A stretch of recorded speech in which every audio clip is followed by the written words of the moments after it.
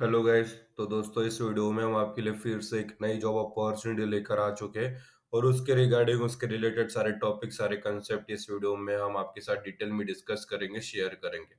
जो इन्फॉर्मेशन आप सभी को पता होनी चाहिए किसी भी जॉब रोल में अप्लाई करने से पहले। एग्जाम्पल के तौर पर क्वालिफिकेशन की क्या रिक्वायरमेंट रहेगी, स्किल्स की क्या रिक्वायरमेंट रहेगी, आप उस जॉब में अप्लाई करने के लिए एलिजिबल हो क्या, आपको एलिजिबिलिटी क्राइटेरिया पता होना चाहिए। अगर आप सिलेक्ट हो जाते हो उस जॉब पोजीशन में कंपनी द्वारा, तो फिर आपके ऊपर कौन सी जिम्मेदारी आएगी, किस चीज के लिए आप रिस्पॉन्सिबल रहोगे। ये सारी इंफॉर्मेशन बहुत इंपॉर्टेंट होती है, जो कि हम इस वीडियो में प्रोवाइड करेंगे। लोकेशन कौन सी रहेगी, किस रेंज में सैलरी प्रोवाइड होगी। एग्जाम्पल के तौर पे समझ लो कि अगर आपको पता है किस किस के ऊपर कंपनी द्वारा प्रेफरेंस दिया जाएगा इंटरव्यू राउंड के लिए, तो उसके हिसाब से आप इंटरव्यू राउंड के लिए प्रिपेयर करके जाओगे, तो आपकी प्रिपरेशन अच्छी तरीके से हो पाएगी, तो आपका इंटरव्यू राउंड क्रैक करने के जो चांसेस है काफी ज्यादा बढ़ जाता है। इसलिए सारी इन्फॉर्मेशन समझ के सुनना, पूरा वीडियो एंड तक देखना बहुत इंपॉर्टेंट होने वाला है आपके लिए। अब पूरा वीडियो आपको एंड तक देखना है, अगर कुछ इंपॉर्टेंट पॉइंट लगे तो उसे नोट डाउन करके रख देना है। आगे बढ़ने से पहले मैं आप सभी का स्वागत करता हूँ करियर्स ड्राइव यूट्यूब चैनल पे। तो आज जो जॉब अपॉर्चुनिटी के बारे में हम इस वीडियो में डिस्कस करने वाले हैं वो रहेगी केपीएमजी कंपनी की तरफ से। केपीएमजी कंपनी की तरफ से आप एनालिस्ट जॉब पोजीशन के लिए off campus hiring recruitment drive निकल चुकी है। इसके बारे में डिटेल में बात करें तो जॉब रोल एनालिस्ट है इन इंटरनल ऑडिट। जॉब फंक्शनल जो रहता है governance and risk and compliance service के अंतर्गत रहता है, जिसे हम GRCS कहते हैं, governance risk and compliance service का जॉब फंक्शन है। फुल टाइम जॉब रहता है। एज एनालिस्ट आपकी वहां पे रिक्रूटमेंट हो जाती है केपीएमजी कंपनी द्वारा। तो सबसे पहले आपको you will typically be a member of the project team, आप प्रोजेक्ट टीम का एक हिस्सा बनोगे, involve in conducting process consulting internal audit risk consulting and other GRCS solutions. जो भी जीआरसीएस के अंतर्गत सॉल्यूशंस वहां पे आएंगे, आपको उसे वहां पे जो है उसके ऊपर काम करने की क्षमता आपके पास होनी चाहिए। कंस्टेंटली जो है deliver high quality client service, आपको क्लाइंट को हमेशा जो भी आप वर्क प्रोवाइड करोगे हाई क्वालिटी के साथ करोगे, जो भी रिक्वायरमेंट्स होगी क्लाइंट की उसे पूरी करने की कोशिश करोगे। प्रोग्रेस को मॉनिटर करना होता है, रिस्क को मैनेज करना होता है। की स्टेक होल्डर जो are kept inform about progress and expected outcome जो है इंश्योर करने की जिम्मेदारी आपकी रहती है। आपके पास अकाउंटिंग एंड बिजनेस प्रोसेस के बारे में बेसिक अंडरस्टैंडिंग होनी चाहिए, ताकि आपको जो है सारी इंफॉर्मेशन के बारे में पता हो और न्यू इंफॉर्मेशन को सीखने की जो शक्ति है, मतलब क्विकली लर्निंग होनी चाहिए। जो है फास्ट लर्निंग की क्षमता आपके पास होनी चाहिए और हमेशा लेटेस्ट डेवलपमेंट एंड एडवाइजरी जो सर्विस रहती है एंड इंडस्ट्री जो नॉलेज रहता है उसके खुद को अपडेट रखना उन सारी चीजों से, और अपने वर्क में न्यू लर्निंग को इम्प्लीमेंट करके अपने वर्क को भी अपडेट करने की क्षमता आपके पास होनी चाहिए। ये जो रोल है और रिक्वायर्ड करेगा travel to client location within the India and abroad, मतलब जो है आपको थोड़ा सा ट्रैवल करना भी आप ही पड़ सकता है as analyst in KPMG in internal audit. कौन कौन एलिजिबल है, तो सबसे पहले graduate B Tech B Com B M S B B M और सिमिलर डिग्री अप्लाई कर सकते हैं, मतलब हर एक फील्ड का यहाँ पे अप्लाई कर सकता है। बीकॉम तो कॉमर्स हो गया, बीटेक साइंस हो गया, तो हर एक फील्ड का यहाँ पे अप्लाई कर सकता है। बीबीएम वगैरह जो है मैनेजमेंट बिजनेस मैनेजमेंट की भी अप्लाई कर सकते हैं। वर्क एक्सपीरियंस की बात करें तो आप 0 से लेके 2 साल तक का जिनको रिलेवेंट फील्ड में एक्सपीरियंस है अप्लाई कर सकते हैं, मतलब फ्रेशर से लेके एक्सपीरियंस तक सब इसके लिए एलिजिबल है। द इंडिविजुअल मतलब आपके पास क्या स्किल्स होनी चाहिए, तो सबसे पहले बेसिक अंडरस्टैंडिंग होनी चाहिए प्रोसेस कंसल्टिंग के बारे में, इंटरनल ऑडिट के बारे में, रिस्क कंसल्टिंग के बारे में। Strong analytical problem solving skill होना चाहिए। स्ट्रॉन्ग एनालिटिकल स्किल्स और जो एडवांस डाटा एनालिटिकल टूल्स के बारे में would be a significant advantage मिल सकता है, अगर उसके बारे में नॉलेज हो अगर आपके पास है तो। You must have excellent written and verbal communication skill अच्छी खासी होनी चाहिए।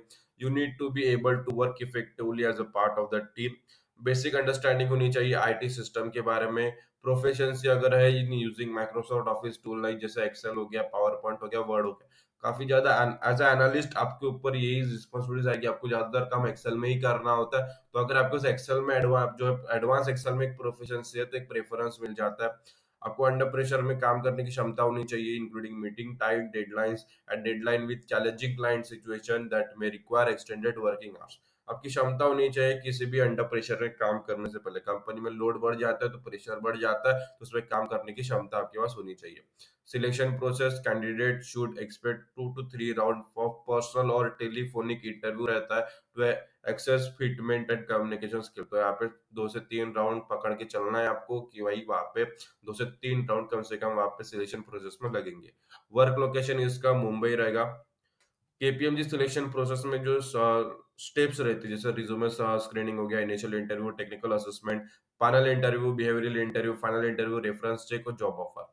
कैसे अप्लाई करना है, तो इसकी लिंक आपको इस वीडियो के डिस्क्रिप्शन में जो है प्रोवाइड कर दी गई, केपीएमजी अप्लाई लिंक। जैसे आप उस पर क्लिक करते हैं, पेज ओपन हो जाता है। सारी चीजें पढ़ लेना है, समझ लेना है, फिर आप नीचे स्क्रॉल करके यहाँ पे अप्लाई लिंक पर क्लिक कर दीजिए। डिस्क्रिप्शन पे देखिए, लिंक पर क्लिक करने के बाद कैसे अप्लाई पर क्लिक करना है, फिर ये पेज ओपन हो जाता है। सारी चीजें फिलअप करना है। देखो आपको यहाँ पे दिख रहा होगा एनालिस्ट, इंटरनल ऑडिट, सारी चीजें फिलअप करके नीचे स्क्रॉल करना है और यहाँ पे अप्लाई नाउ पर क्लिक कर देना है। जैसे अप्लाई नाउ पर क्लिक किया, ईमेल एड्रेस जिस ईमेल आईडी से अप्लाई करना चाहते हो फिलअप कर दो। I agree with the terms and condition पर टिक करके यहाँ पे नेक्स्ट पर क्लिक कर दो।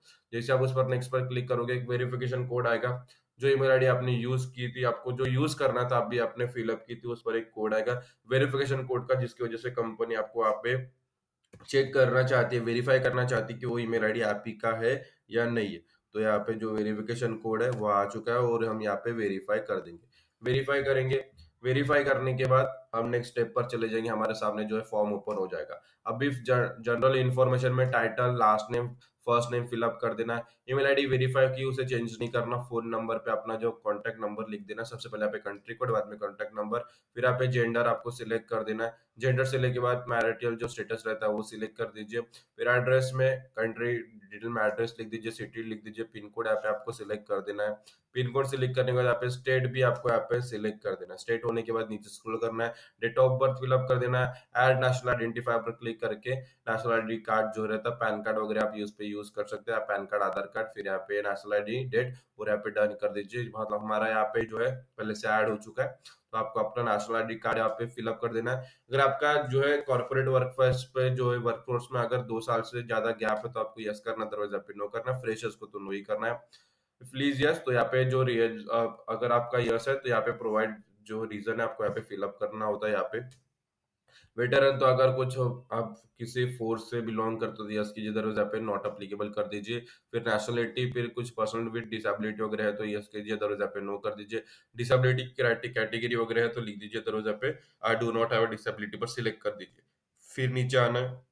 फिर यहाँ पे डिक्लेयर, तो यहाँ पे यस कर दीजिए। मतलब अपने जो भी रिकॉर्ड्स वगैरह, हिस्ट्री, सब सारी चीजें आपने एक्यूरेटली अपडेट की है।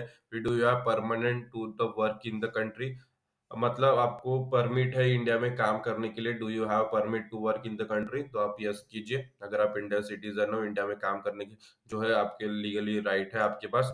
फिर प्रेफर्ड लोकेशन, तो यहाँ पे प्रेफर्ड लोकेशन में यहाँ पे इंडिया ही फिलअप करूंगा। प्रेफर्ड लोकेशन, ये जॉब इंडिया के लिए है तो हम यहाँ पे इंडिया ही फिलअप करेंगे। करंट लोकेशन, हम इंडिया के जो सिटीजन है, इंडिया में रहते तो इंडिया ही फिलअप करेंगे। फिर यहाँ पे आना है। फिर यहाँ पे अपना रिज्यूमे अपलोड कर देना है। एड रिज्यूमे और कवर लेटर फिलअप कर दीजिए। फिर यहाँ पे नीचे स्क्रॉल करना है, सोर्स टाइप डायरेक्ट सिलेक्ट कर देना। सोर्स नेम करियर्स जो है हमारा चैनल लिख दीजिए, और सोर्स जो ईमेल आईडी हमारी, ईमेल आईडी यहाँ पे लिख दीजिए हमारे चैनल की। फिर यहाँ पे फुल नेम, आपका जो फर्स्ट नेम है वो लिख देना है, स्पेस देके लास्ट नेम आपको लिख दीजिए, और यहाँ पे सबमिट पर क्लिक कर दीजिए। जैसे आप सबमिट पर क्लिक करोगे, हमारा जो फॉर्म है सबमिटिंग प्रोसेस पर चला जाएगा। Saving candidate info, saving job application info, सारी जो एप्लीकेशन है सबमिट होने पर चली जाएगी। सबमिट होने के बाद हमारे सामने एक नया जो पॉपअप है, मैं बता देता हूँ कैसे सारी चीजें वहां पे आएगी।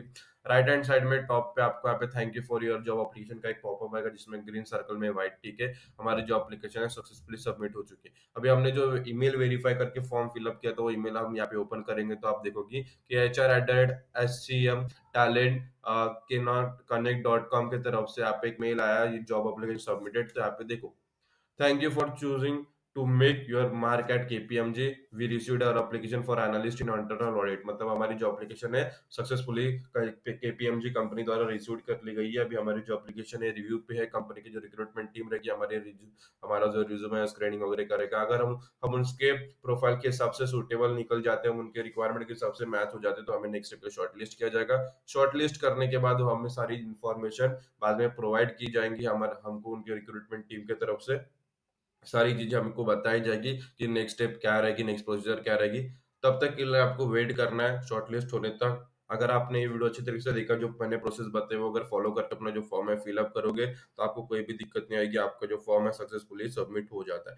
फिर भी कुछ और जैसे सबमिट हो जाता है तो 5 से 10 मिनट के अंदर आपको ये मेल भी आ जाता है, तो समझ लीजिए आपकी जो एप्लीकेशन है सक्सेसफुली सबमिट हो चुकी है। फिर भी कुछ प्रॉब्लम आती है तो इस वीडियो के कमेंट सेक्शन में कमेंट कर देना अप्लाई करते समय, तो इस वीडियो की हम उसका रिप्लाई कर देंगे ताकि आपकी जो एप्लीकेशन है सक्सेसफुली सबमिट हो जाए।